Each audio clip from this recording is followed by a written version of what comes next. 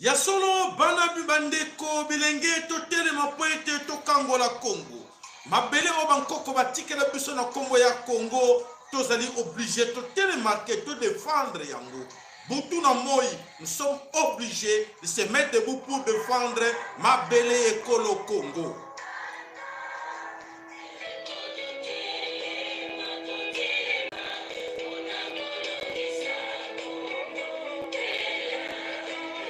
Vraiment, elle a que pesa melibiso lelo, elle a que pesa maki, elle a que pesa maki, baloba que les 14, les rendez-vous étaient donnés pour ces 14.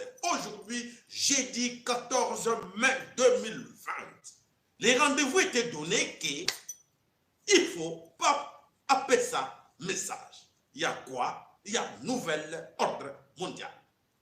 Bande ko bana somi ekolo Congo bande ko bana ndiwa biso banso na kati ya lolaka ya vuluzi télévision na bino oyo esengeli ke bo pesa confiance na lolaka ya vuluzi télévision oyo parce que nous sommes là pour vous et effectivement nous devons travailler en collaboration to côté il faut travailler en collaboration na confiance oyo zosenga ke moko na kati na biso esengeli ayeba bitumba oyo tuzobundela ngo pona ni. L'objectif tout d'abord, il y a notre lutte, notre combat. Pourquoi nous luttons? Nous luttons pourquoi? Est-ce que nous luttons pour acheter des voitures? Nous luttons pour avoir de belles maisons? Nous luttons pour je ne sais pas quoi? Nous luttons pour l'argent, oui. C'est l'argent aussi est là. Oui. Mais Bissotogoloba, non. On n'a pas besoin de ça. Ce qui est plus important pour nous, c'est les soldes du Congo. Ma belle Kolo. Si nous voici là chaque jour, on est obligé de répondre. Bino, na y a une invitation, na luka gauche à droite, na luka wapitoko joie, ou information toko joie, oyo est crédible bien sûr. Oyo pesa bandeko, oyo bazali attentif pour la cause là. Il y a autre belle la cabine du colonial soké. Abonnez-vous massivement sur notre chaîne. Nous vous demandons que de vous abonner. À s'abonner à la chaîne à Bisso, vous avez droit à l'information. L'information au la cabine est bien vérifiée, fiable. Il y a un autre lobarake, Tom Mekakosala, et sa chaîne moto salakité que pour te flatter mon robonnet, te soyez par hasard, voyez mon biso te flataka pour nous donner l'argent. Te flataka mon côté. To yakawana na la vérité. Bande kotoya kawana te parti pris que non ngana zala koto na zala natingama awa pona zo poste ministériel natingama awa pote na zo mbongo po bato motango akopesa biso poste ministériel azate moto akopesa biso mbongo azate to bundisaka bango nyonso. Imaginez-vous po soki ezalaki kelekamo ya mbongo to luka kote mbongo ezali Hippolyte a beaucoup d'argent. Hippolyte Kabila a beaucoup d'argent. Félix vient de voler beaucoup d'argent. Les autres, les caméras et tout ça, ils cherchent des gens. Ils ont des chaînes. Non. On n'a pas besoin de ça. Tout d'abord, ma belle, ça n'a valeur que les canyons. Des papiers là, oh là là. Des biens, oh là là, ça ne sert à rien.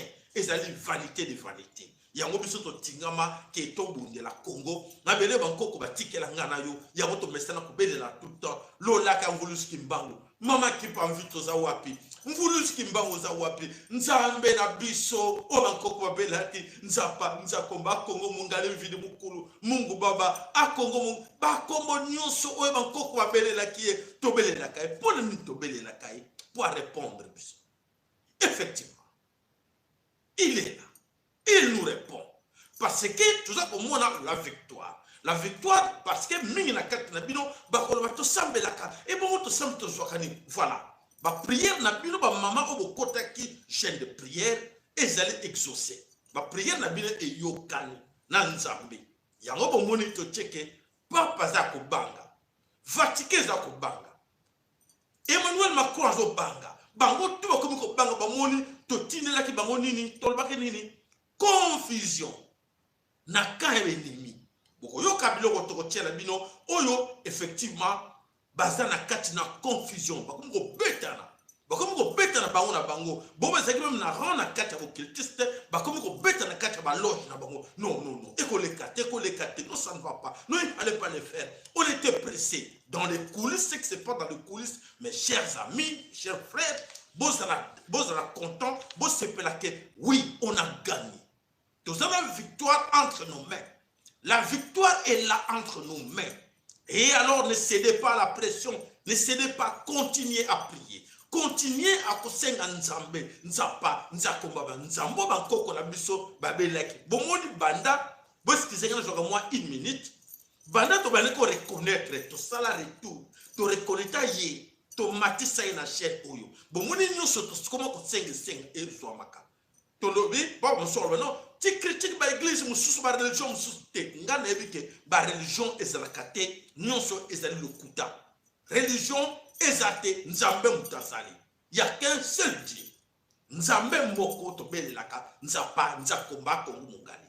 Donc to belelaka avec raison. Et voilà, avant de répondre biso po kalisaraki, to sela bandeko na critiquer mutute mais total. To réfléchir, to raisonner. Qu'est-ce qu'on n'a pas demandé? Où on n'a pas ba mingi na kata ndo bo raisonner.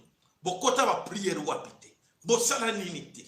Botala combien de décennies otuza kumona pasi mais banda to bani ko zonga sima to lobake nzamba bankoko na biso nzamba bankoko na biso comme ko lobama to bani ko sentir nzamba bankoko bani ko sala nzamba bankoko na biso ba belela ki prier comme vos ancêtres priaient effectivement to bani ko mona résultat bo doutete ne lokwana s'il vous plaît na biso parce que nazali mo ponami na levi les grands sacrificateurs pas ndimingate akozwa lusako na ye akozwa fimbo ya kekele ba mingi ba benja akozwa fimbo ya kekele voilà bandeko o bandimaki te bakomona liboso nano tika na tokende tolakisa bino video oyo bolanda yango ezali oyo euti wapi euti na kati ya oyo tobengaka na kati ya Vatican euti na kati ya Vatican tolanda yango na toyeba balobi nini pape alobi nini boyo.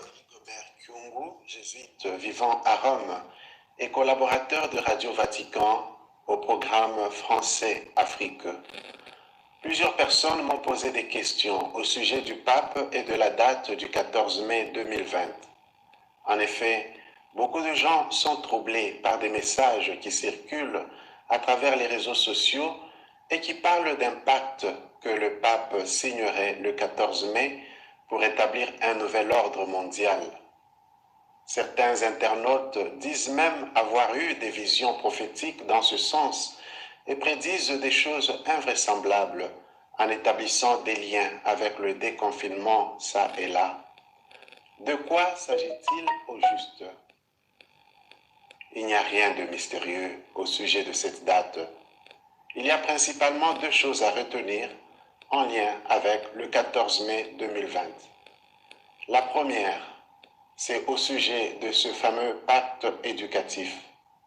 C'est depuis 2015, avec la publication de sa lettre encyclique Laudato Si, que le pape exprimait la nécessité de dialoguer sur la façon dont nous construisons l'avenir de la planète et sur la manière d'investir les talents de chacun. D'après lui, il faudrait mettre sur pied un parcours éducatif pour faire mûrir une nouvelle solidarité universelle et une société plus accueillante. Dans cette optique, le 12 septembre 2019, le pape a lancé le message pour un pacte éducatif mondial en annonçant la date du 14 mai 2020 pour l'organisation d'un événement mondial autour du thème « Reconstruire le pacte éducatif mondial ». Pour le pape, il s'agit de considérer l'éducation comme un exercice auquel tout le monde doit participer, et pas seulement les institutions éducatives. En effet, le pape a remarqué, par exemple, que les parents ayant confié leurs enfants à l'école se sont désengagés de leur devoir d'éduquer les enfants. Un pacte éducatif mondial devrait impliquer tout le monde, toutes les institutions et à tous les niveaux. Voilà pourquoi le pape parle d'un village de l'éducation. Le pape François est revenu sur ce projet pour un pacte éducatif le 7 février 2020 lorsqu'il a rencontré les participants d'un séminaire organisé par l'Académie pontificale des sciences sociales sur le thème « Éducation, impact mondial ». Cependant, aux dernières nouvelles, L'événement mondial sous le thème « Reconstruire le pacte mondial pour l'éducation », prévu pour le 14 mai prochain, se tiendra plutôt du 11 au 18 octobre 2020. Ce report est justifié par les difficultés à organiser des grands événements en ce temps de pandémie causée par le Covid-19. Le pacte éducatif mondial ne sera signé que le 15 octobre 2020 en présence de jeunes étudiants provenant du monde entier. La deuxième chose au sujet du 14 mai 2020, c'est l'invitation du Comité pour la fraternité humaine à consacrer la journée du 14 mai 2020 à la prière, aux jeûnes et aux œuvres de charité pour implorer Dieu d'aider l'humanité à vaincre la pandémie du coronavirus.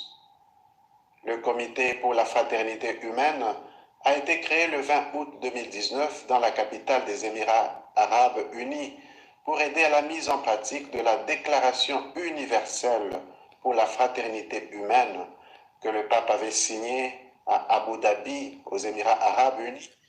Voilà, mes chers amis, qu'est-ce qui se cache là derrière? Mes chers amis, Balançon et Kolo Congo, c'est vrai qu'ils écoutent les réseaux sociaux. C'est vrai que Maï et Ninganaka Pambate, Natango Batwaza Koloba, que monde des autres est très mal. Monde des autres est très mal. Tout ce que l'église, et Salina Katina Mokili. Tomoni, lelo, biso, dans un pays où yo, religion et salina top. Na 95% des gens sont des chrétiens croyants. 99%, ce sont des pauvres. Des pauvres. Na Katia Congo. Un pays trop riche où ils ont nourrir, où ils ont na Katia Vatican, bah or plein. Dans le Vatican. Mais on se pose des questions. Ces gens-là sont des chrétiens, sont des croyants. Et pourquoi ces gens-là souffrent? Voilà, nouvelle. Ordre mondial, Oyo, et ça qui est prévu par le week-end, et ça les pacte, Oyo, il y a pacte éducatif, Oyo, et ça dit, au papa lingi, à Sala, Namokili. Mais Bandeko, s'il vous plaît, beaucoup vivre, nous sommes là, nous allons voir ce qui va arriver. Parce que Nzambe a dans la colère. Nzambe a dans la colère de Makamotu. On demande tout le temps que Nzambe, et si kayo sali, Mokili sali yayo. Tala moli le côté na Mokili. Tala koufe côté na Mokili. Est-ce que pape ne savait pas que moli le côté na Mokili? Koufe le côté na Mokili. Na kata Italie, mboka oyo ye avandi, Vatican vandi. Combien de monseigneurs ba koufe? Na lobi moke, mais et lobi ebele. Alors, mes chers amis, biloko wana tout est bien gros, ce qui se passe est grave. Donc, continuez vos prières et de vraies prières. Ne faites pas comme les autres font. Oh, il y a faux pasteur. Vous êtes le meilleur pasteur du monde. Là où vous êtes, ma maman nangaï, bravo à vous, parce que ma prière n'a bine yokani. Moko na bino a continué ma prière na ye nzamba zoko yokabino et il tomba ezali. Voilà, bon la biloko na été oyo baza koloba ce qui dit 11 au 18 octobre et comme octobre. Voilà, le 11 au 18 octobre. Frappons Bakozwa avant cette date-là, beaucoup de gens bino abo pesanga raison parce que Nzambe azali yako telema azali ko veiller na bango parce que monde commis lelo mibele mbele comme ko banana Sodome et Gomorrhe to comme na France parce que on sait que aujourd'hui nous savons Vatican, Italie et travaille en meilleure collaboration avec la France. Ce que tout ce que Emmanuel Macron parle de l'éducation des enfants aux écoles. Qu'est-ce qu'il y a comme éducation en France aujourd'hui? Bah, pareil, même qu'on nous dit l'éducation. Quand Pape son envoyé nous explique un peu que non, l'éducation commence dans les familles.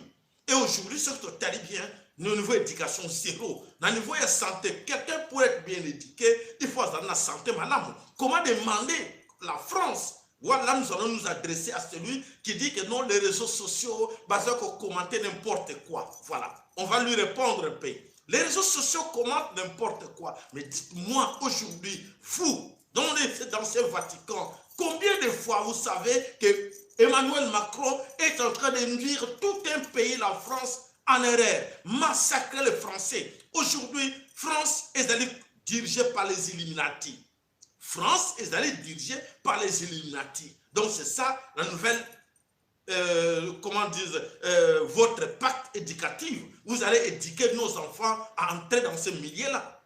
C'est ça justement. Vous comprenez, gars? Vous comprenez en conclusion. Vous allez à comprendre. Donc c'est-à-dire que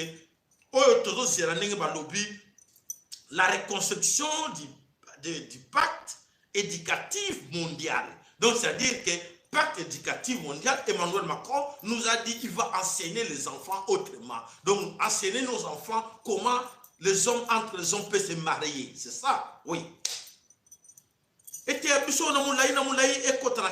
alors, revenons-nous à Katia Congo Kinshasa, où les exemples importants, tu es dans Congo Kinshasa, avec tout ce qui se passe là, avec Félix et Tshilombo. Félix Tshilombo, nous allons nous poser des questions. Toloba Mbalam Soussou, Félix Tshilombo, Azali Angwalima. Ah, papa Moko, bravo, papa, on a lobby, papa. Moi, je connais bien Angwalima. Celui que vous parlez là d'Angwalima, ah, Angwalima, Azalaki Motona Maïeli. Angwalima, sur Azalaki, il fallait toujours Angwalima, a dirigé Congo. Angwalima, tant que Kangaki a Kedaki dans le Zoom, a sagé plus de 15 ans à prison. Angwalima s'est organisé. Bakangaki comme voleur, comme Bima Angwalima. Bato ba yebite bo okade sabino. Angwalima dara kena lusumu asoganza kabele ko sala travaux babilanga tout ça abali na lusumu abali kuna bato ba chef ya prison ba bali ko sepela Angwalima ba bali ko tika même ye kende non na lubina azak alo bima pe azo zonga na. Donc ça veut dire que azak exemplaire. Azak plus instruit alors Angwalima ko diriger Congo mieux que Tshilombo. Alors sur totalité avec tout ce que tu sais te comparer aujourd'hui, vraiment franchement, Angwalima, Oyo Angwalima, Tshilombo, avec tout ce qu'il a fait là, bah, les grands voleurs, la Katia Belgique, tout ça, quand c'est qu'il a fait des coups, à cause ça, le contraire, encore Angwalima a dirigé Congo, bien au contraire, à Sali, Badiga, na Katia Kolo Congo, Tomoni, Lelo, Tshilombo, Azali incarné na diable. Donc, c'est-à-dire que si na mogote Tshilombo, Azali plus que Angwalima, en conclusion. Tshilombo, tu considéré vraiment comme les représentants, il y a Satan, il y a diable sur terre. Azali wana ayebi moko makamtuzo loba. Donc, Azali incomparable na Angwalima. Angwalima a mérité 1000 fois plus que Tshilombo. Donc, Azali, au-delà, il y en a un mot, voilà, tu éviter avec qualification de Rocha, il y a mis millions sans mokili, tu effacer, tu tcheye, Azali incarné na diabulu, au pena, mouyibi ya koleka. Et alors, bande ko bana somi ekolo Congo, to yaka wana poete biso na bino, to meka ko sala banalise, to yebaka, nini toza koloba, nini toloba ki lobi, est-ce que o toloba ki lobi parce que je sais que parmi vous, mingi, bana ko linga ko sentir présence nangate. Mingi bazara ki gêné ba lobi, ah, il nous dérange. Ah, non, yete. Ah, non, yete. Alingi kaka a déranger biso, asani, anti makamoto. Andimaka moto te ndenge oui Jeko sayala andimaka moto te azali wana alinga ko stara makamuna ndenge na ye alinga ko ndima moto te po ye il fallait suivre Félix Tshilombo Pazaraki mas abanaki ayeba ke bana Bruxelles il fallait zara mukala na sima Tshilombo abana osbedela Tshilombo jalelo to azala derrière lokola ya nani ya collègue na ya musala Fayulu abana ko betela ka Fayulu jalelo to il fallait azala na sima ya nani susu Vital Kamerhe azala na sima nani mais ye to comprendre yete andima ka moto te muto to comprendre yete mais na kanisi nandima moto te nandima ka moto te parce que na za nzambe. Mais alors ba te belé to sala kina bango ne bande la combat oyo to le ba ki bande ko to sala combat pour to libérer Congo mais bango ba letto ko mona tu le vas pouvoir. La plupart ba old soit na combat les basali groupe on a 7 voleurs on va keder na Genève ko banda 7 voleurs ya Genève on va coûter na kata Genève ba miyibi wana bango mi bango 7 ba kaboli ba camp ba panzi diaspora ba panzi réseaux sociaux ba panzi YouTube ba kaboli yango sauf gars na tika linga moko na ko la da gauche te na la droite Tout le monde, je vous dis bien, sauf Ngaï. On n'a levé jamais. Bamsuba Keba Lani Moïse Katoumi, Bamsuba Keba Lani Fayou, Bamsuba Keba Lani Félix Chilogo, Bamsuba Keba Lani Vital Kamere. Bon, vérifier. Allez-y vérifier dans vos réseaux. Beaucoup de monde a tendance au Naza Koloba. Beaucoup de monde même pas combattant, même pas résistant, même comme moi na bango bakabwana. Monsieur Alandi, ne moi na semi, n'est-ce pas? Quand même bon personne quand même bravo, ba like na bino. Mais elle m'a proposé ça peine plaisir na souka mbo jour mo lobi a to kan sebe papa wana. Comment landa ba kité mazali ferme? Atika la wana biso to kan sa na place que ba konzi ba miyibi wana set miyibi wana ba kan sa bino wo kan sa ngai. Ko kan sa e mso non papa wana solo abunde la kabo solo. Faut qu'on encourage bo limo zela mukolo ngana ko kufa bo bele ko encourager nga. Non, bo zela te c'est maintenant. Il faut donner le papa. Vraiment, ceux qui va communauté, même madame, non, ceux qui vont communauté à bien, plus qu'un pasteur. Quand on donne au pasteur, quand on contribue chez le pasteur, il fallait pas contribuer plus que ça parce que aux autres de la mboka, mboka na bino. Et voilà, bandeko, s'il vous plaît, to kansa na tous la batte, to kansa peu que tato ya bundi bambula na bambula. Atika la kana positionner voilà. Et pour ne to kansa ite. Ceux qui n'ont pas parlé, il y a comme un pasteur. N'a pas le conseil, mais non un pasteur. Et bon, il y a un dim. Bon, il y a un autre Ganazali sacrificateur, mon bon ami. Je suis là pour vous et surtout pour vos enfants. Aux Anangote, j'oblige à personne, mais sur aux Anango, quand même, font la poche là-bas. Papa, il me raconte, na tchelo comme moi, sans fouta courant. Et que ça, la malam, et que ça, plaisir, que na zera. N'a qu'un fraté, moi, mon délai, l'homme n'a changé ma loba. Oh, banamai, bon, timbe la kama, kamangote, oh, il y a, oh, il y a, oh, et comme, tout ça, la motte. Alors, na seigne la bino, bolanda, vidéo.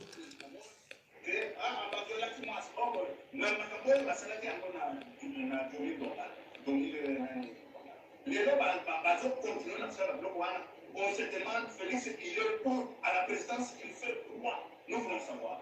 Je suis en colère, je vous dis que je suis en colère. Moi, je vais voir Félix pas démissionner cette nuit même. Démissionner cette nuit même. Mboa suis mboa. Mboa a su mboa et ça dit à Koyinda. Non, Félix, écoutez, le grand problème. Mboa a su mboa. Ma taliban va suivre Baswani. Félix doit démissionner. Non, écoutez, Félix, ce message doit arriver. Il doit démissionner. Dieu maintenant, il doit démissionner. Sans délai, il a démissionné à fin. Parce qu'il n'a pas de bruit. Il n'a pas de bruit pour le président. Il n'a pas de bruit, mais pourquoi maintenant qu'on le pour le président? N'a pas porté la côté de la finir. Quand il n'a pas de bruit. Voulez-vous me dire, quand il n'a pas de bruit, pourquoi côté de la finir n'a pas politique? Nous voulons savoir pourquoi.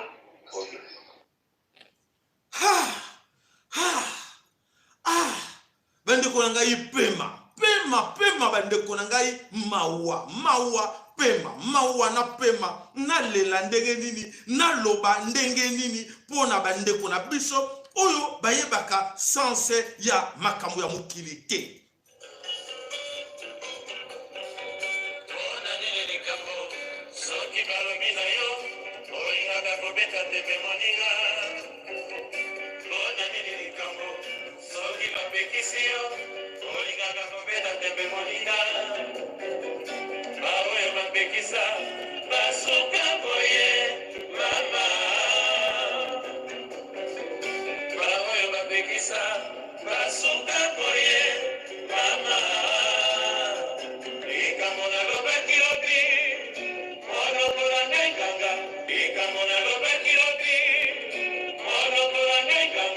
Voilà bande koli kamona lo bakilo mono kolanga nganga bakomi ko swana na bisaki bino bandeko nzambe tata nzambe ya mputo lako nsapanza komba kongo mungali vidi mukulu Mungu baba nzambe vuluzi kimbangu tarabana vuluzi kimbangu na bisaka bino na oyo bofinga ngai na oyo babuka kishen babebisa kishen otoki nango la voix du peuple Congo bakufukama bakosenga biso ngana yo pardon et ça est grave nana ba suite ba bela ni bomate mingi bako bela maboma je vous assure beaucoup bakobela maboma surtout oyo bafingaki biso oyo batiaki biso bakale babino biso bino oyo motema mabe ozali ene oza jaloux oyo motema mabe Jaco yo oza motema mabe. Voilà les pasteurs, les criminologues,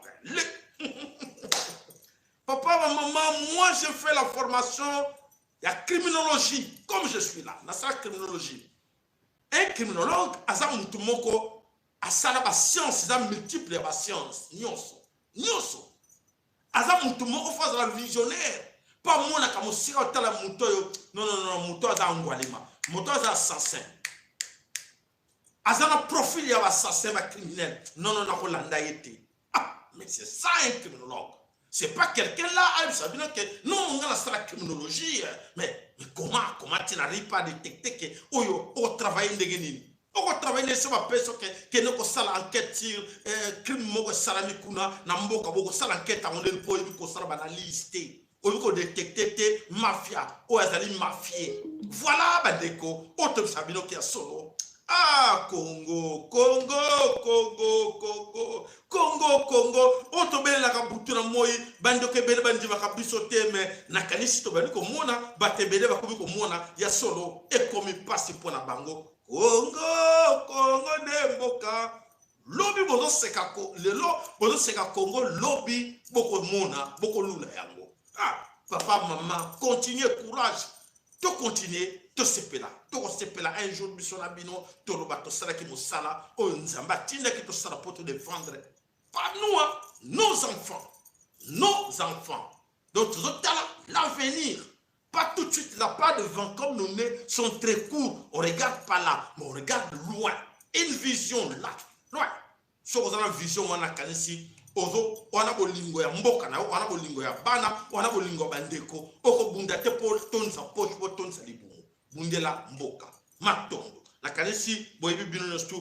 Vulusi, abaniko frappé bango. Confusion baniko kota na kana bango po balanda ki mbongo balanda ko défendre pays te mota défendre ka pays alanda ka tel tribu alanda ka région te malanda ka mboka. Non, je défends mon pays, ce n'est pas je défends ma tribu ou je défends ma province ou non na défendre pays na biso. Voilà le sac pas na bino kala te baleli na note bakolela na monoko ya mboka ndenge to baniko loba bokolela na monoko ya mboka. Bolelina no te bokolela to bisaki bino ke Père Félix Tshilombo a protégé personne. Félix Tshilombo a signé des pactes avec Satan en personne, diable. C'est Félix Tshilombo a capable à joyau OK al bomio a bomisi bandeko boni a des pes ba kufi boni. Combien baza kolela bandeko. To lebele ki bino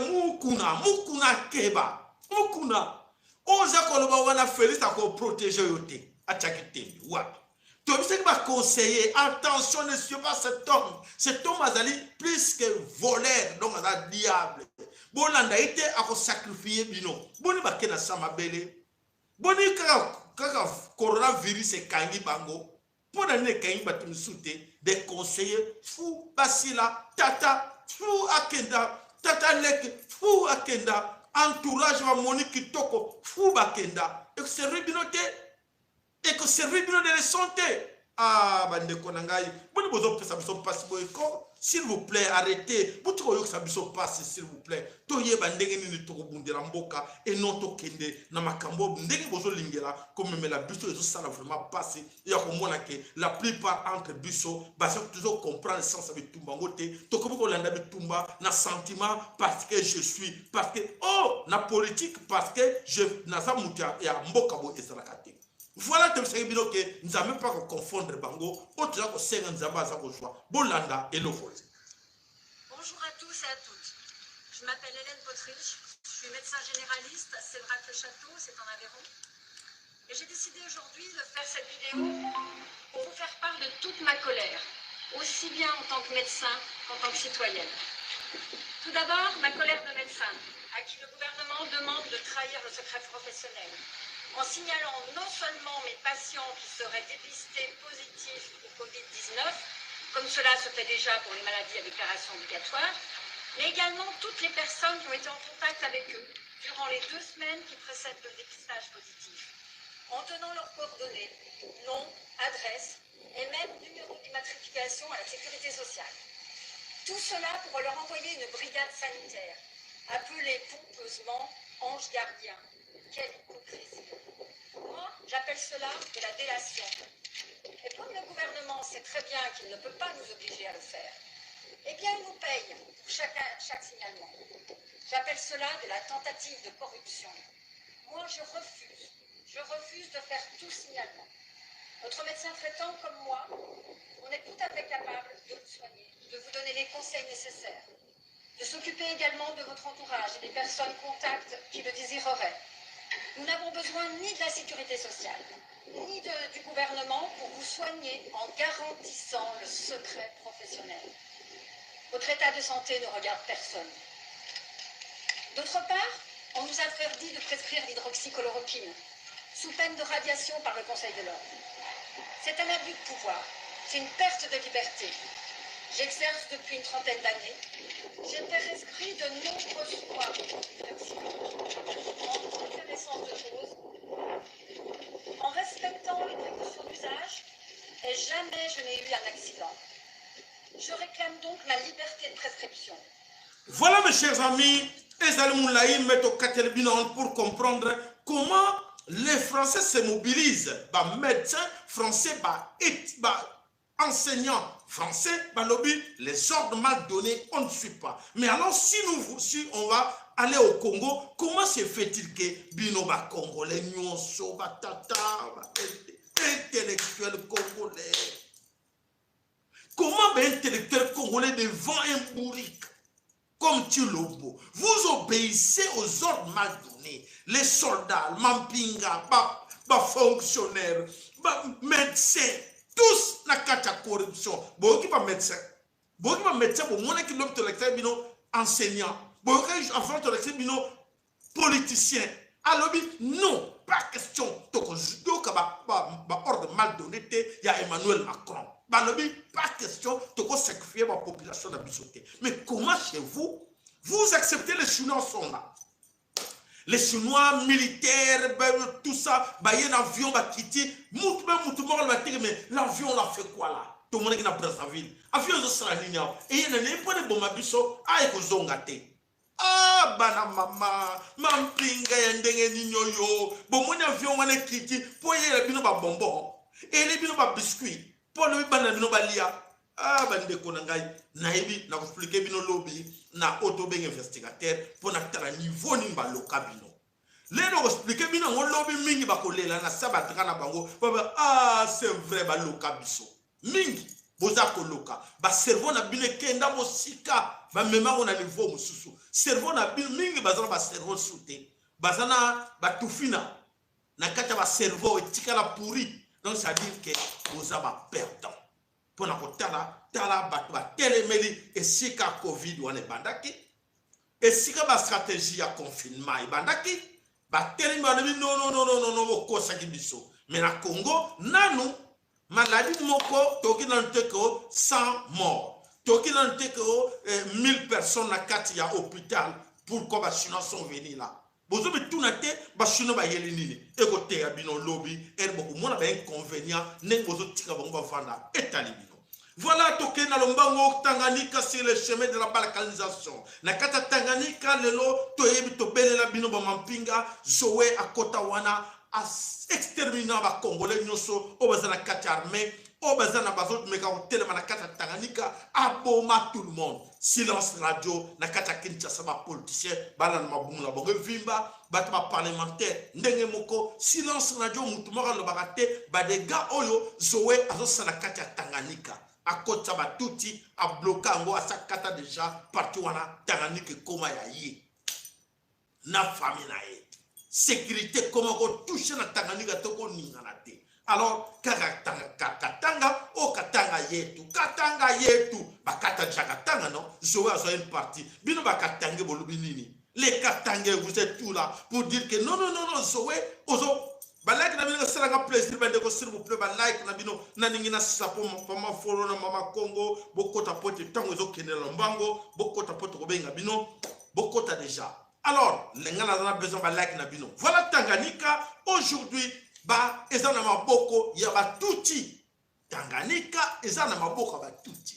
Alors nakata Tanganyika nakata Kinshasa mutu moko le bakate Sénat le bakate parlement le bakate bazo bange politique Kabila et politique Kabila ko sanctionner bango tala pasi na mawa. Et ce qui wana te alors bato na bazo continuer toute impunité ko décoliquider bande ko na biso de l'autre côté nana ko lobela bango mutu ko lobela bango azate. Alors ceux qui to landi sikoyo tokei wapi tokei na mupanzi les Zambiens bakoti bazambiété, ce sont des mercenaires comme je vous ai dit la fois dernière. Ba mercenaires oyo Moïse Katumbi azui, ba mercenaires bakota ba tchapike na bango na kati na Moba. Ba tchapike na bango na quelques villages aussi tout autour ya Moba. Nani akoloba muta koloba azate batinyos tu bongo ba botola ekende na goso bakena bombango na ba coffre fort na kati ya Kiba, bakena tchaba ba cerveau na bango na kati ya Vatican. Tout le et voilà donc Moïse Katumbi même yepe kuna lobby à côté et voilà bande comme lobby après toute cette pression à mini mikolo eleki to moni bayoti soni batili ba soda to ki ba soda ba congolais ba ke kuna pona ba sécuriser frontière ya Congo na Zambie nzokate ezali lokuta nyoso wana ba ke wana ba soda zambien ba mercenaires. Oyo Moïse Katumbi akende ko recruter pour akanga parti wana ils sont là dedans na kati ya Congo baza wana na kati ya Congo na ko benga na bango muta ko benga na bango azate. Voilà auto linga to sabino mukuna lelo to fongola miso nzamba za na biso mo pedo fongola miso po to se défendre sinon te beaucoup de là. Vous savez na moi déjà cette histoire est aussi dans les bandeko vidéo ezalama et salama qui wana alerte wana moi que balingi ba lancer opération ya lancement test ya 5G et cause la ba de gars makasi na senga na bino se le bandeko nyonso oyo ba bandeko préparer bien avant makambo ya Congo bololo na ba VIX na ko tana solo chaque matin boko sanango te bo tiango. Ne faites jamais confiance na ba masque. Ba masque wana o nyuso ba proposa bino bozwa ngote ba mayo baza ko tshana ba balabala ce n'est pas utile et ça na ba poison bo simba ngote bo sokola maboko to sokola maboko na ndako na yo. Garde toi bien otamboli oteka VIX opakol VIX na maboko opako okoti VIX na kati ya zolo ozoko respirer ngo ko umela mingi na libanda te ko umela mingi na libanda te obeti tout rapide ozongi po toujours cela les gars wana. Mais n'oubliez pas que chacun de vous doit noter dans son agenda. Nous sommes aujourd'hui en 2020. Tu as dit que Chilombo à Kotawana, Chilombo, Muyembe, Baza groupe ebele. Bango batba eli biso malade wana na Congo baye ko pesa mundele permission aya kuboma. Ba de gagnants so ko salama na Congo, nombre ba mort nyonso ba ko kufa na kati ko Congo, na ebike nzambe na biso za makasi ako confondre bango. Nzambe na biso ako confondre bango, mais n'oubliez pas même 10, même 20 personnes, oh nous sommes au couvre coronavirus, nous sommes tout ya Chilombo, na famille nae, na ba camarade nae, ba muyembe, na tout ce monde, oh yo bazara kata pouvoir. N'oubliez pas, même à Kimi, toko lande la famille nae, toko lande la bango nyonso, bako samba, toko boto la biloko na bango nyonso, oyo batie na Congo po na Congo ya bato bango ba bomisi na action ba eli biso na Congo ya oyo bazako kosana coronavirus oyo covid-19 nzokate ezali mafia moko na moko posana te atika na gendarme même azate bana ne ba yeba derrière les vidéos za wana bana bako yeba déjà que oui en telle année na 2020 bandi ko loba kango banani bazali coupable makambo yo eza Félix Tshilombo ezali gouvernement nyonso bazaba coupable ezaba parlementaire ezaba sénateur o bako tellement ndenge tuzomona na Sénat en France ne tuzomona na Sénat bamboka msupo bazana expérience o bazomona na libanda tuzomona des gars esali des gars coronavirus esali des gars oyo nyonso baye nango na nini na awa tuzomona ngo comment biso exactement ba conseiller biso pour na mbongo balingi et ya na mabele ko Congo ba déjà aurait déjà français le baki bien avant même tout moko kufa non toko kufa 100,000 boyoka ne tele ba do bakango et ça dit surprise comment ya biso ba annoncer déjà plus de 700,000 de morts C'est-à-dire que bazaki préparé et la date, ils ont préparé, il y a pic, il y a les 15, ils ont préparé à l'Obakiamo. Bah, image ça, on a Tokolande la bango par rapport à dire na bango, pour na nini ba l'Obakiamo. Donc, bah, yebaki, complot wana, et salamaki, bah, yebaki pour bazouaki 47 millions, oyo, et outaki, na paya, big get. Pour retenir yango bandeko, vidéo, oyo, moko na moko na sangwa yeba, lobito sambisa, batu wana. Voilà, na moni papa ma follow na mama Congo, babele miwana, lo sako epai na yo papa ma follow, maloba ombo kabino. Lo sako papa sayala, lo sako mama Congo, bandeko nyonso, na pesi lo sako na ba mama Congo, na pesi lo sako na ba o nyonso, ba jui eloko moko ya ebondeli ya bitumba oyo, na lolenge nyonso po bitumba na biso ezali multidimensionnel. Boyemisi bitumba na biso ezali bitumba ya makanisi, bitumba ya bikamwisi. Mpona yango tokokembisa liboso nzambe mpungu nzakomba, tokopesa matondo, tozongisa matondo na mvulusi kimao mabati pavita, na bakoko nyonso bazalaka toujours elongo na biso po basilisela biso bitumba oyo. Engeda. Oui, papa Sahel, en tout cas, bandeko na biso ba o bazolanda, bazala seulement pas basali s'appelle que les loba oyo ekende musika, parce que toujours moi que on dirait to telemi esika moko tozo loba sur le terrain makambo ezoko changer pe ezoko baloka te na sens nini na eko koma na kwele ya mokuna. Et nous, vous voyez bien que Ngaï, personnellement, je ne suis pas un ferveur, il y a un pasteur. Bon, mon kuna, tu peux s'attirer déjà, tu l'as dit ça qui est que pas pour Kangayo, parce qu'on ne sert pas demain. Et nous, on va la Kango, yo, nous sortir pasteur, on commet les choses de la politique. Comment on dit là, je crois qu'ils ont les années. Beaucoup de prières. Alors, qu'est-ce que nous commençons pour le bas? Nous avons déclaré avant qu'est-ce qu'il avait déclaré? Dans la vie quelque part à l'Obinini. Pour que vous considérez un gars pasteur, il faut une fille à Kabila. Voulez-vous faire de pasteur un politicien? C'est-à-dire, nous comme ça, un politicien. Il ne faut pas que ngai ba discours na ngai donc ndapa lo sambo na ngai ndenge na teyaka et comme un discours politique.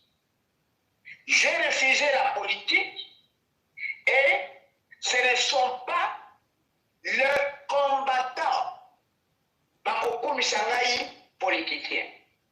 Wana ba dire nai. Plus nous avons je suis seul maître de ma vie. On parle de femmes, à poser Mutuna. Basi bazo kufa na mboka, bazo violé, ba maman bazo violé ba. Tukufi au-delà de 18 millions. Pona nini, mateya wana, otsala na ngote na bandimi. Oteya na bangote. Pona nini. Monte mukuna lobi, laissez tout cela ezali par distraction. Eza makambo ya télévision pour que le kutuna Sarkozy yende mutayaka na manduki awa boboma ba. Yende aviolaka ba.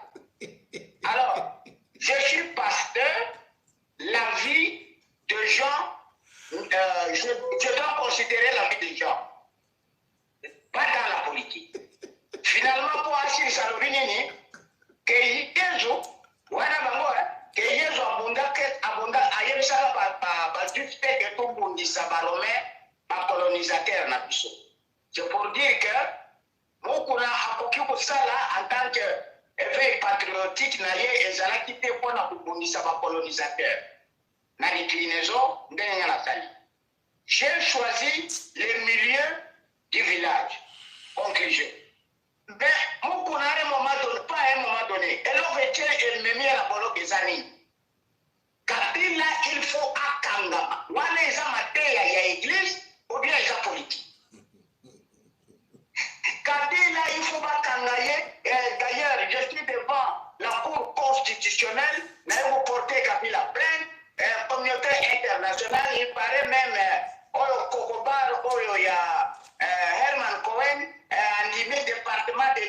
Américains baza na ciment, il faut Kabila bakanga yake na TPI. Wana eza mateya ya église ou bien ezali politique.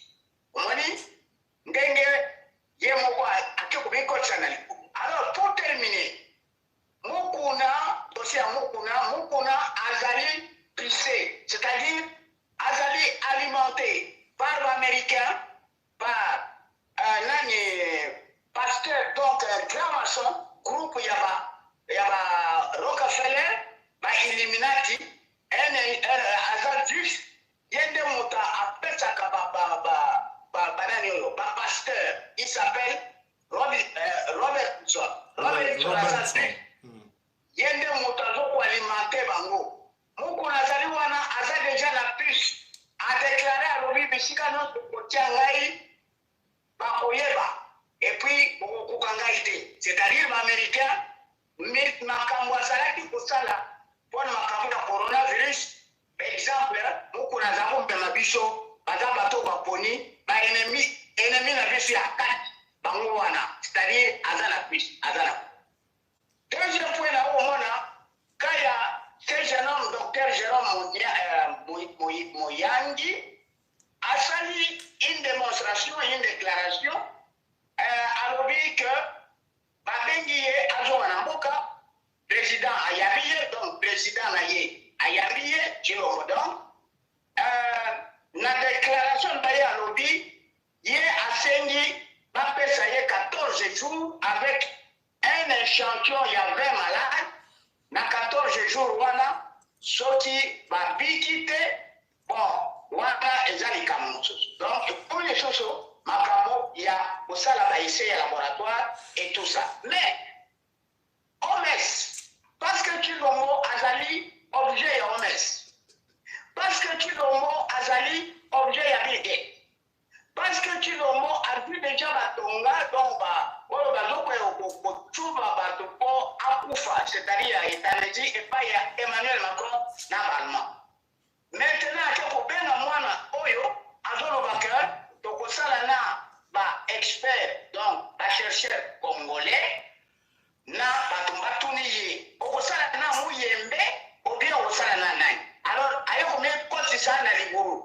Pendant que na Burundi, Uruziza Abenani, bureau ya OMS, na les 3 agents na banco.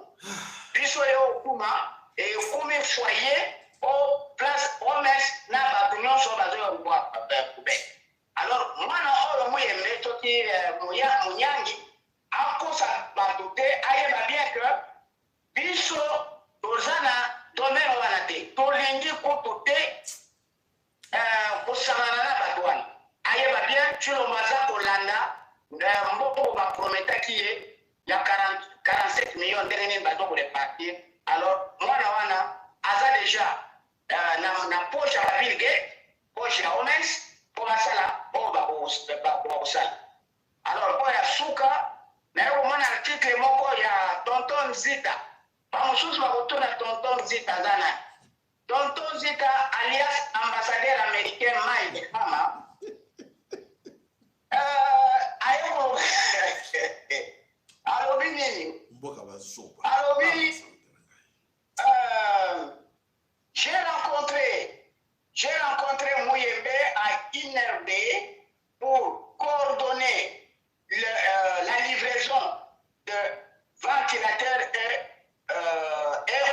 offert par la Maison Blanche, s'il vous plaît, offert par la Maison Blanche, ainsi que d'autres équipements de fourniture pour combattre COVID-19. Je suis passé par un spray spécial et en prenant toutes les précautions. Alors je vais dire à tonton Zita, monsieur Hama, vous dépassez un peu les limites. Le Congo ne vous demande rien. Nous ne devons pas, vous n'êtes pas nos amis, vous Américains. Le gouvernement américain, depuis la nuit des temps, c'est ce gouvernement avec succession de présidents qui, ce gouvernement, donc les gouvernements, nous ont ramenés à ce niveau-là pour que Batokula, Bakabila,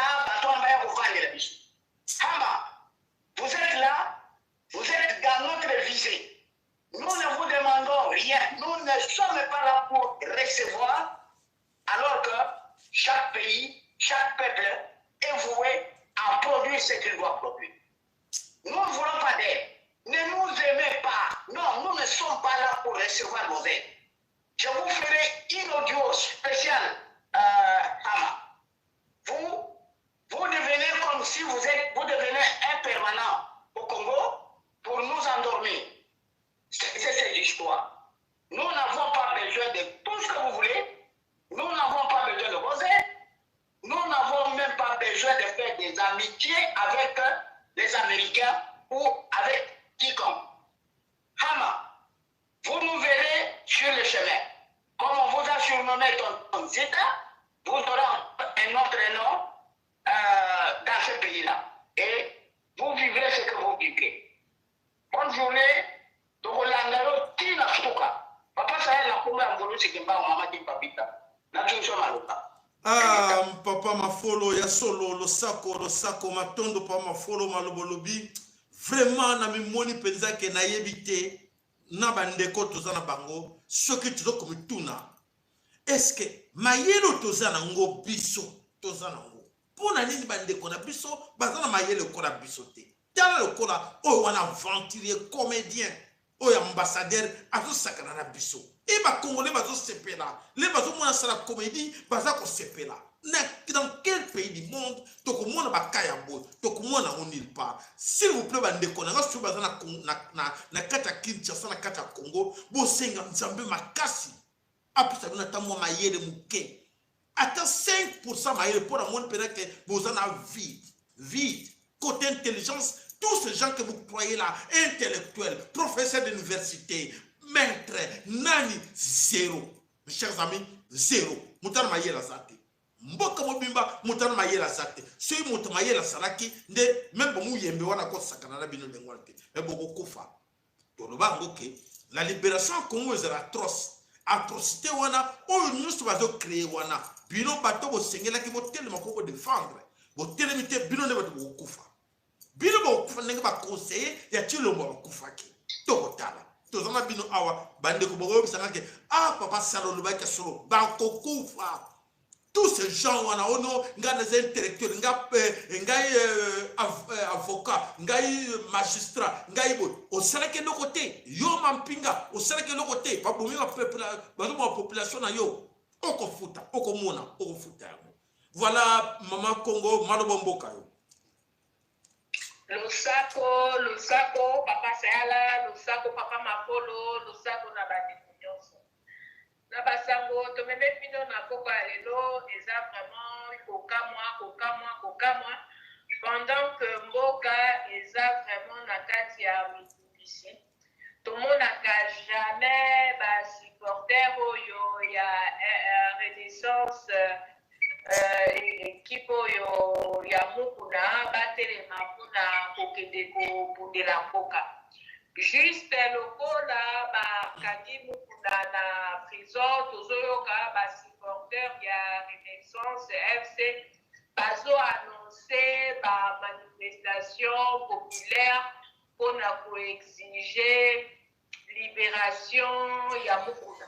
Yango nga nazoloba vraiment oyo eza koloka te. Franchement, oh, c'est grave. Et comme plus que grave. Oh, vraiment, eza koloka te. Bato. Bino botinda kaba mbongo, botinda ka nzambe na ngai. Non.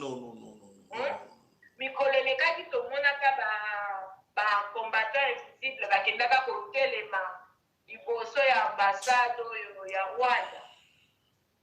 On a obligé l'ambassade à Rwanda. Est-ce que tout le monde a dit juste quelques de nos frères? Bande konabiso mingi bazalaka wana ezalaka mingi ya est de batondaka wana. Mais batu ya mukuna jamais batelema, jamais. Toyokaki même que batu ya église, ya ba église basilikaki.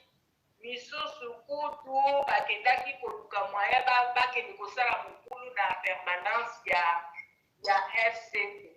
Alors yango nga nazoloba yango bato oyo mokolo nini mpenza bakozwa mayele ya kobundela mboka na bango ule bakokontinue kaka kobundela bato. Tomoni yango mpe awa kati na biso na diaspora bandeko na biso misusu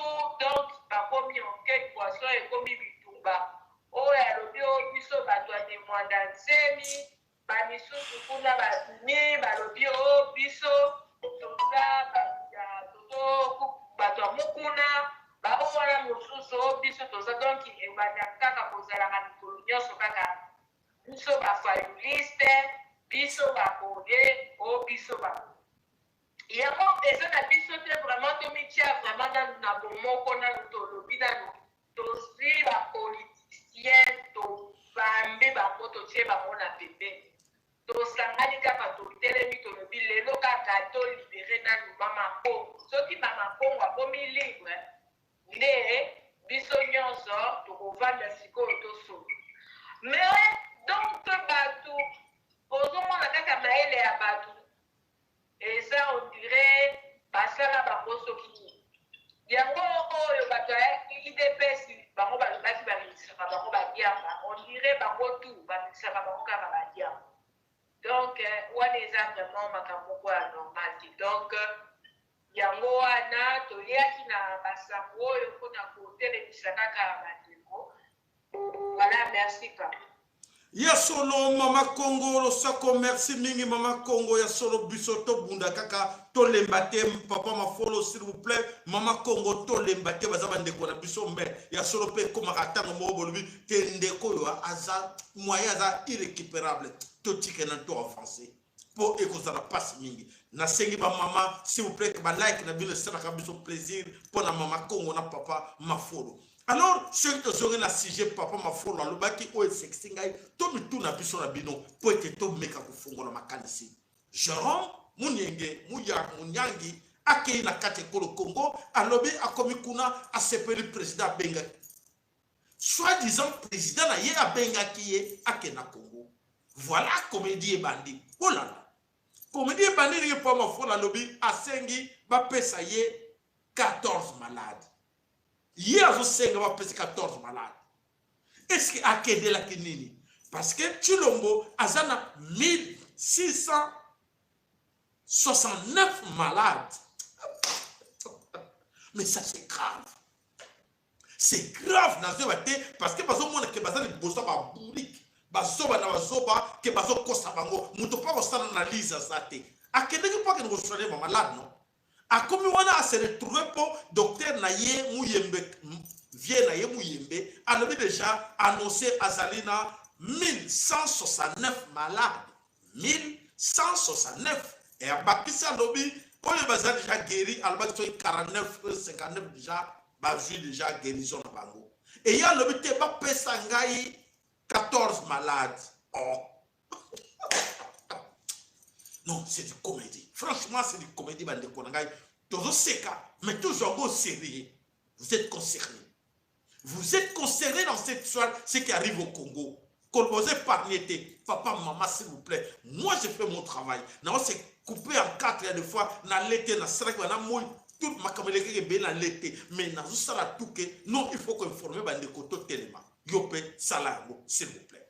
Bande koto zana des numéros de téléphone to pesa kabino bore tenaka ba numéro wana oyo lingi oye ba numéro aussi au bengi oye bien avant boluka moyebo to pesa kabino tout le temps numéro te to tele bino pano na biso ngoyo bon noter bore tenir ba numéro oyo. Merci de m'abonner nyonso oyo ba ko s'abonner sika na chaîne na biso.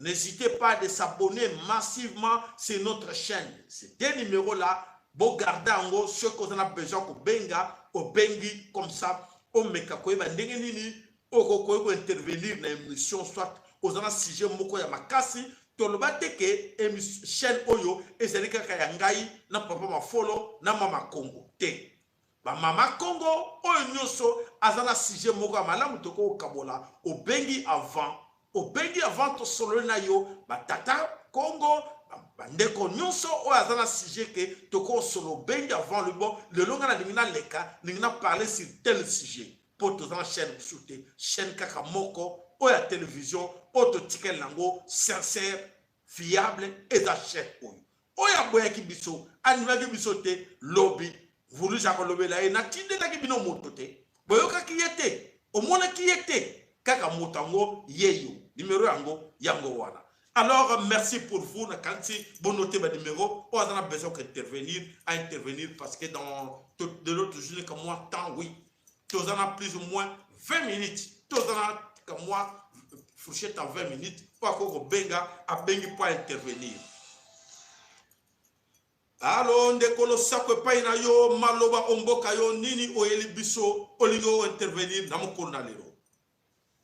Na mokolo na lelo na liku na yo bisayoka tango na yo lokola na yo kasino na tongo bayala na moi na yo kasino tango na yo kongo batu na ya kishaka na chini na kishaka na zaka na kishaka teka kinoketi na kinukako Maton. La venga a comunicarse, la venga aquí, prendo los puñes, la venga aquí, nani tota, la venga aquí, nani, papel, la una calcula para poco de la cargota.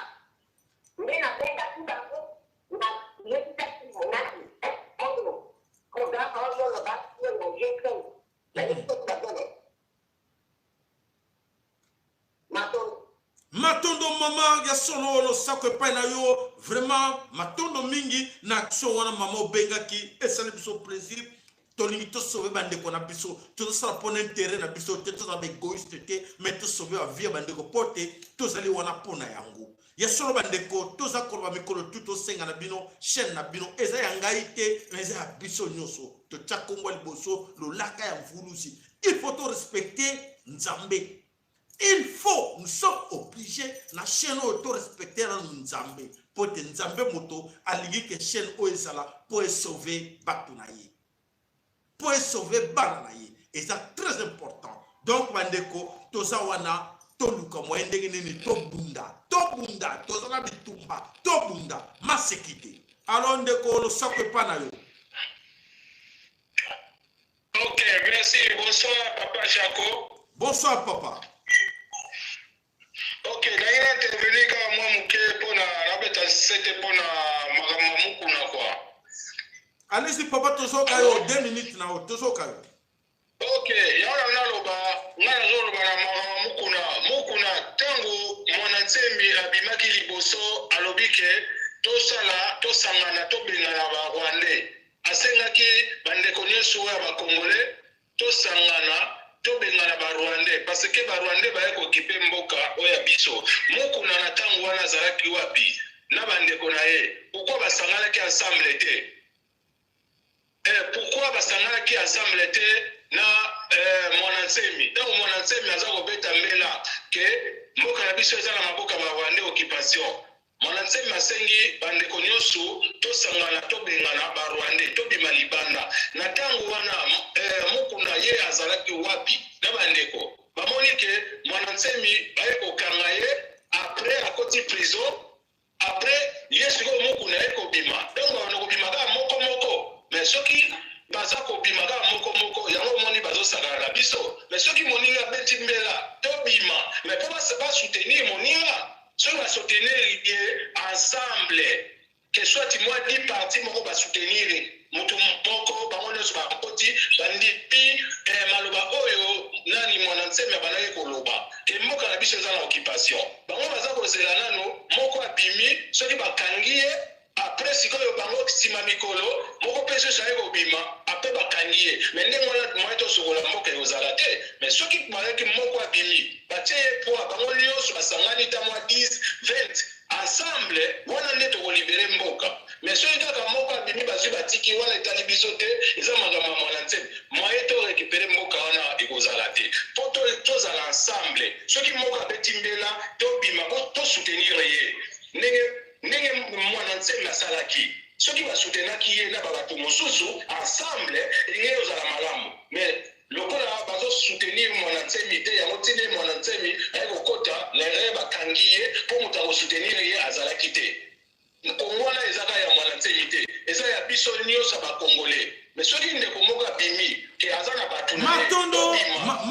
matondo ndeko wana ezali circuit ezali baarrangement na bango basalaka ndenge wana bango tu baza kolia na libulu moko voilà le secret est là bango nyonso baliaka na libulu moko yango basorganisaka soki yo bimi bamisu bavandi nie etali bango te mosusu babimi na tour na ye babengaka yango distraction eza na cadre ba stratégie politique Donc, bimisi le moko, biso bavandi nie lobby, bako bimisa mosusu, biso bavandi nie, bazako lia bako moko na moko, c'est comme ça ils ont ba stratégie oyo complot et salama ya munene yango wana. Voilà, le sako pa na ndeko na kati ya France.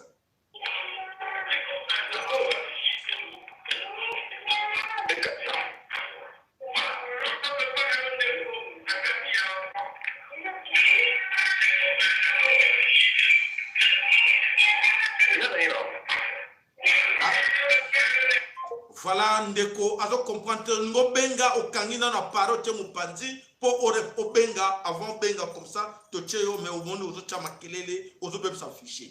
Voilà bandeko bana somi kolo kongo to yaka wana poete to sauver mabele oyo bankoko batike la biso. Bozali na chaîne obele moko to tia na disposition na bino, n'hésitez pas. Dona yo e kozala bienvenue. Dona yo pona ko aider chaîne. To lansaki bapel to lobby Yesolo, ma chaîne Oyo, et ça a besoin, il y a quelque chose. Aux amis, mon thème, il y a que penser la chaîne Nabiso, tu as le numéro d'Abiso à téléphone, et ça, n'hésitez pas de nous mettre quelque chose pour soutenir chaîne Nabiso. Voilà. Allo, Ndeko, le sako et pas inayo.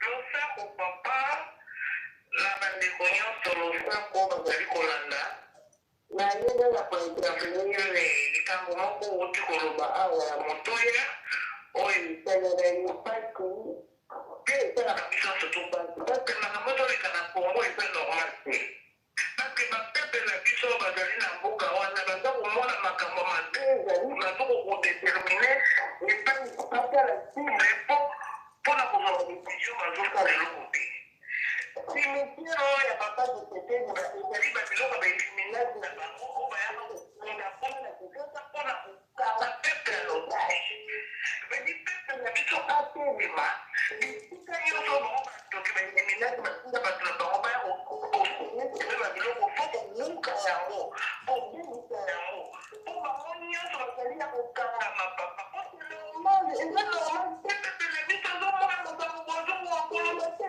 bakangami bajene bakangami mboko tokolibela monini papa yango wana nai kointervenir mpona pepe na biso batelema mpona mboka na biso parce eza normal te papa contribution kaka azalaka nango yango wana papa merci. Matondo mama Congo na contribution na yo na ndenge opanzi ya solo, c'est comme ça que nous devons faire. Mais tous on a choisi et singela kike bato bazo koto il fallait pas comprendre sans sabitumbango bazali ko comprendre te ezama watrume biso pe mama to lemba bango te poete tozo ko mona avenir ya bana na biso ezali en danger biso nyoso bobo sanate bo kansi bolali pongu na lamusa na zo lamusa bino bobo sanate les rendez-vous, les retours, les grands retours au bercail. Eza ko pusana yoso salinini. Est-ce que oyebi ke foko zonga?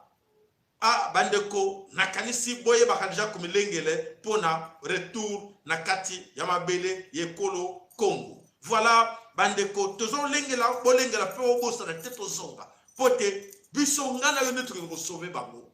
Bazana kati le bulu il faut moto moko mayele okola ngana yo akota na kati le bulu aloba no ba krabo bovanda nanu bovanda ale avec ko bimisa moko na moko na kati ya le bulu. C'est ce que nous devons faire. Vous comprenez Jango? Il faut yo mutoza fantôme biso tozali awa yo milengela na kwento za na kati ya mukili. Lengela bayebi yote ba mona yote kende ka lokola fantôme okei na kati ya kolo Congo okoti na kati ya libulu esika bandeko bazali po bango tu ba cerveau esala kala sulte ba botola bango mabwanya po bandeko bisa bango moko. Allo lo sako epai na yo maloba mboka yo. Allo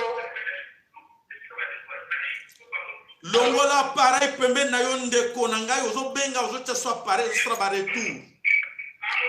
Allo Ah mon Dieu. Allo Oui, tozo kayo. Oui.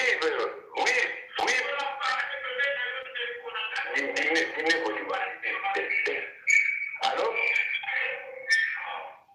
Tozo kayo. Oui, nous de la opposant. Awa, tu peux pas donner ta mot, traiter, Tozoyo Kabamo, à ta mokebe. On dit tout à l'heure, on a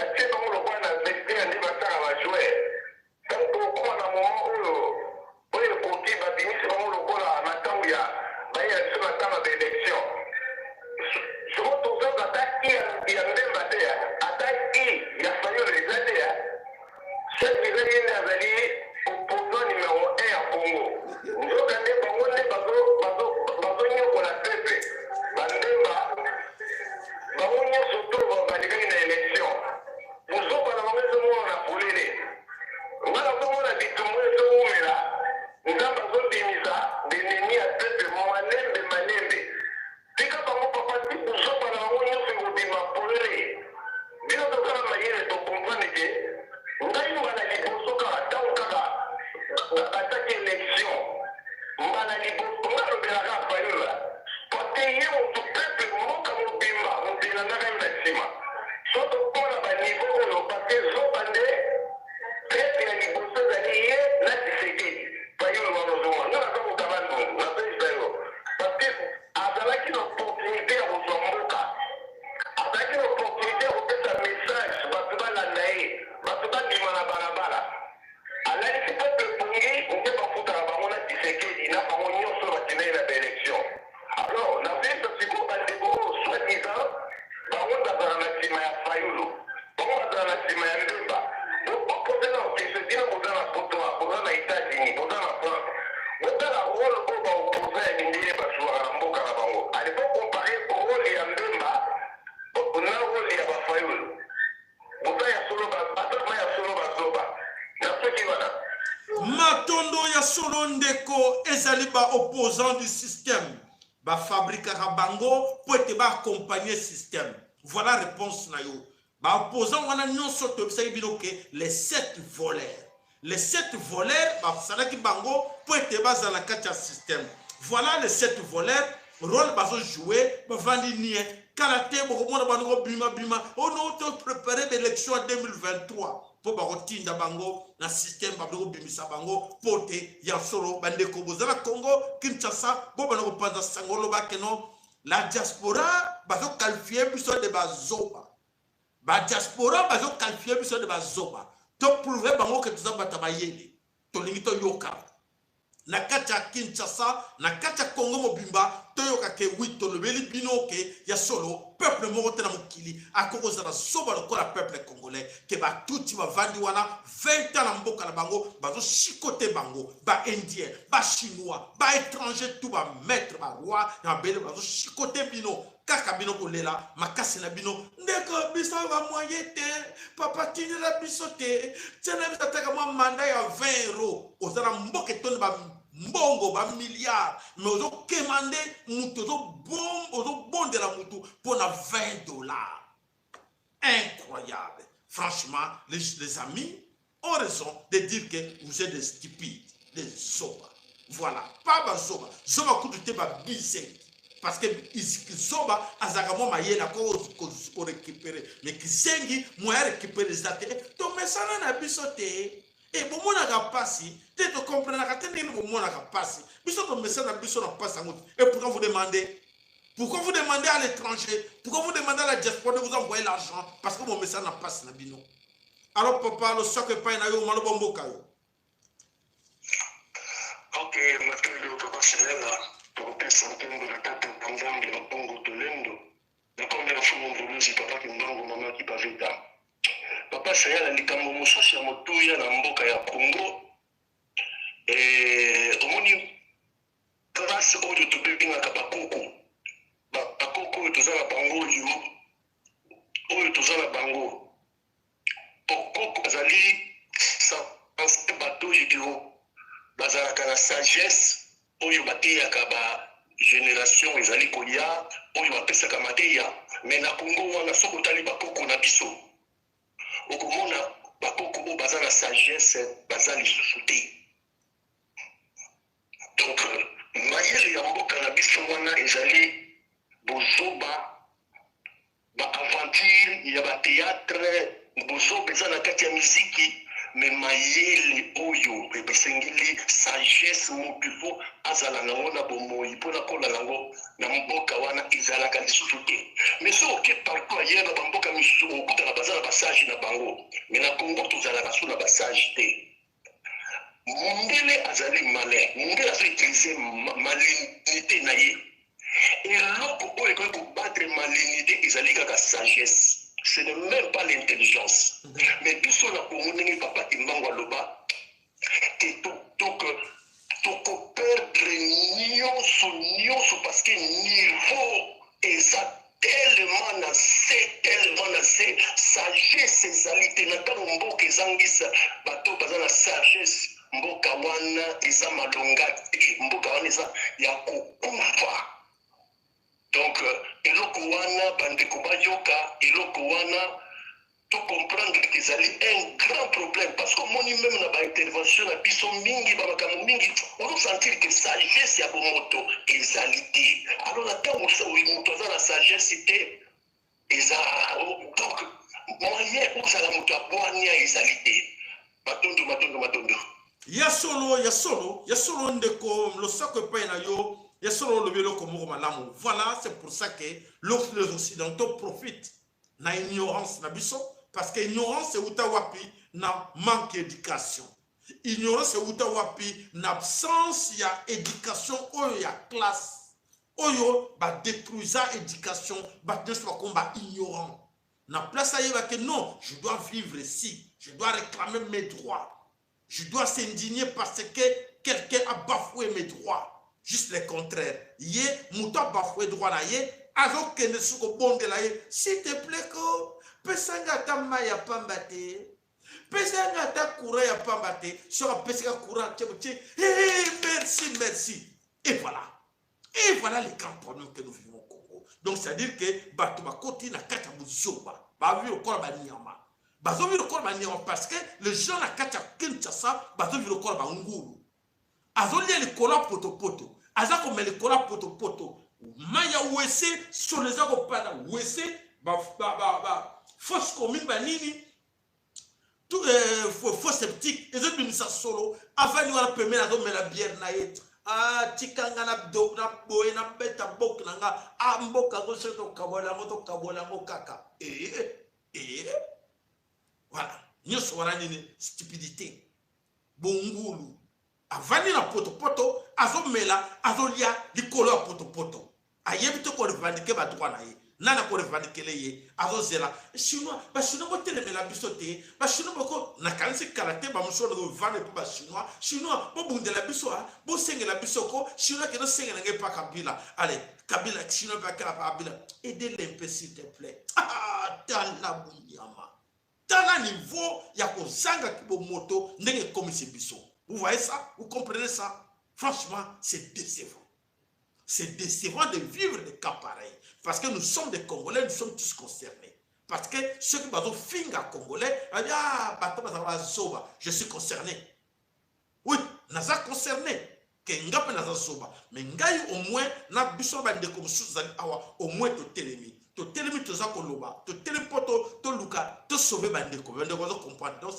il faut les sanctionner. Bien. Il faut tout sanctionner ma frère na biso, bandeko na biso, on va tirer la mboka pour la secouer bango, tout sanctionner bango, va sentir que bandeko na biso va abandonner biso. Pour tout ça va soba. Oui, ceux qui ont kena moto soba nzela, azo comprendre tout le monde nzela bien, o tike balé na koi. Non, to tika bango balé bango na koi. Pote, tout ça benga bango nzela malamu, ba soka tika bango kene balé na koi. Voilà ce que nous devons faire. Parce que Félix a parce que ça a une mission. Mission a yété. Mission a batindi na bateau a yebeki ki aza zoba. Bateau ba détecter que té aza pourri. Autre chose que des bossons que aza mié a fondé comme mission mokeme. O penza une carte qui bien qui zingi. Tous soyez. Ndenge ba ndekoni baso ba té aza zoba. Baso soutenir. Oui, tokende na ye biso to liaka. Et voilà, beaucoup d'informations. Mon kili mo bimba et de profiter de soba abiso. Peut-être voilà tout de suite azala mo konda soba toki no soaka bango boma bango. Tout ça bango tout ça organe. Tout se prépare na kata mo kili nyonso pour avoir des organes ba congolais, des minéraux ba congolais, nyonso ba congolais parce que ba congolais ba soba. président bango aza zoba bango nyonso bazoba tala batika bagarda plus de 20 ans baagresser na bango baagresser bato baboma bango banyokola bango batuti et voilà bozo kohabite na bango babengani bango na bandeko kuna na likolo baye na Kinshasa baye na Bakongo na bandundu. Oh, vous êtes nos amis. Oui, oui, mungala sa muswahili te, muswahili ya Kisangani. Ngana uti na Kisangani. Ngaye na zalinde ko ya Laurent Kabira. Ngana zalinde ko Laurent Kabira. Azuka personne bande kwa Laurent Kabira. Ayoke te oui. Ah, ozo penande ko langai. Na ande ko na yoko papa. Je suis avec toi. Lobi, to, allez moi na to, allez nde ko na na kata ba village, ça se passe maintenant. Bazo lia, bazo bongo na ba village. Na na koloba. Ete kayoka mo passe mo ka mo ka kufite. Akufite ngene abando kite. Ete coronavirus angote, nzoka ba tchereke poison na tuti. Pour ba tuti ba côté pour votre information dans plusieurs villages. Ba vandi, te bazaba. Ba bengaka, moi j'ai des amis au bazar à 4 États-Unis qui sont frères qui sont amis aux autres tuti qui sont aux États-Unis. Bazar formé ba ndeko ba lui et ba ndeko so parce que c'est pour la casse. Parce que ba ke kuta na Kinshasa kuna na Bakongo ba so ba yebi bangote. Ba yebi bangote ba sinano awa ba yebi bisote. Kuna nde ba yeba ki biso na est. Mais awa na Kinshasa na Bakongo na bandundu l'Équateur ba yebi bisote. Bazo benga biso ka ba swahili te. Bande ko na biso ba swahili ya uti kuna na aye. Et ça y a passé menga na za choité. Pendant l'obéissance, ça n'a pas si bien tout, mais faut le. Et voilà, mes chers amis, tout ce qui est ta contribution, s'il vous plaît, aide moi bouger ma poche. Vous avez numéro na biso compte, ceux qui veulent to pesa bino numéro ngo au bengi téléphone. Ça la bosse ma geste pour la contribution comme moi courant, contribution comme moi internet et que ça madame botike la charge nga mon côté, s'il vous plaît, to sungana. Pona to garder péché na biso si nous devons lobi pe nga pe maman kuna pe nda kwa zo déclarer trop tu payes tout chaque jour mais c'est toi qui utilises trop le courant non parce que tu te projecteur là ça s'allume trop to soit na kana maman nda alors ce qui voilà yanga pe chaque mois yango na chaka pe on se fait la paix ba maman bandeko allez voilà merci mingi na onyo sozana gentillesse ça là comme moi geste muke pour na contribuer na chaîne na biso eza pour na contribution te mais ezali ya solo c'est comme ça na kata mukili même ba chaîne ya minene o ya mindele bango pe ba senga kabande ko na bango ba contribuaka ba chaîne ya minene ba senga pe ba contribution na bande ko na bango vraiment tozana paye pas te mais tozana numéro ya compte o to salaki pour na ouvrir mettre tela bino kaka numéro ya compte yango wana numéro ya compte yango wana o yazana posa asunga chaîne abosa na te asunga biso bienvenue na contribution na o nyonso akosunga chaîne na biso ezali pona kosunga na biso en tout cas o peut message na déjà ko sala biso ka moi quelque chose merci na bino matondo na bino matondo voilà bande ko bana somme ko Congo to kolemba bangote tout le bateau kolemba bangote pona ko aider bango kakate mais tout le bateau kolemba bangote na ko finga bango pona ko bandeko bolibisia to do finga bana ndenga mabete na quand même na kata couple na kata ndako ba finga na yo mwana zoba po oya seke ki zoba na ye akoma mayele yo mwana zoba oui c'est comme ça se dit donc biso solo de ko na biso ba zoba pour to secouer bango parce que ils incroyable zanda munene bateki zanda monene mais ils sont là calme ba okeni wapi des millions de mamans on c'est des brilles wana ko lesa bana ba okeni wapi ba ka straki ndumba no siko ba ko ba ngo tuma prostitué ou ba ke ko tonda na l'église et na l'église ango pasteur ba ko sakana na bango bandeko bon voilà bandeko bo libisi bo ba les élèves ngalelo na émission ya lelo na salaki investigateur te n'oublie pas lobby to ko sala yango lobby toko pesa rendez-vous na kanisi 14h pile nazana bino pour investigateur boko kamwa makamni ne ko bima o e bomba na oboye bate à propos ya église. Point d'interrogation. Église c'est quoi? Et qui se cache derrière l'église? Pourquoi tous ces criminels, assassins, escrocs, marabouts, bakenda wapi? Bon, comme l'investigateur, on soit là, ah oui, toko tourna biso na bino, toko expliquer bino yango basali wapi. Matondo, na komo ya vuluzi kimbango na komo bakipa mvita na komo ndeko nyoso bozalaki wana na chaîne na biso lelo bo parfait belé, bo s'abonner massivement, n'oubliez pas de s'abonner, de cliquer, ça coûte rien. Abonnez-vous, il n'y a qu'une seule chaîne, n'hésitez pas. Les amis balete eux ko belayo vérité oyo. Bo santé ko recommandera pas ndeko ke papa landaka chaîne oyo ko peso mayele o comme so mutu to sauver pays na chaîne oyo. Vraie information et ko uta kakawa. Tala bango nyonso bakosaki biso ba taliban banani tout ça. Bomoni nana pesinga raison maloba nanga nganga wasi wa mbote na bino nyonso ndeko bazalaki na moni Derrick Gabriel Osake Panayo ndeko Kinkala Osake Panayo bandeko mama nyonso Congo Katito Bosani yote Miss Clara to Bosani yote bandeko nyonso Zola Antonio to Bosani yote Bena Congo to Bosani yote vraiment tandikia kosi Dinke la lemba to Bosani yote. Merci na papa ma follow, merci na mama Congo nyonso auto parfait na ba prière. Merci na bino poto moni penake ba prière na biso ekokisami vuluzi nkuli lo sake panayo soleil sulmani papa elo to bosani yo temna to ne panayo papa elo lo sake pana bino nyoso to ikampiko na mosala to kolonga bango.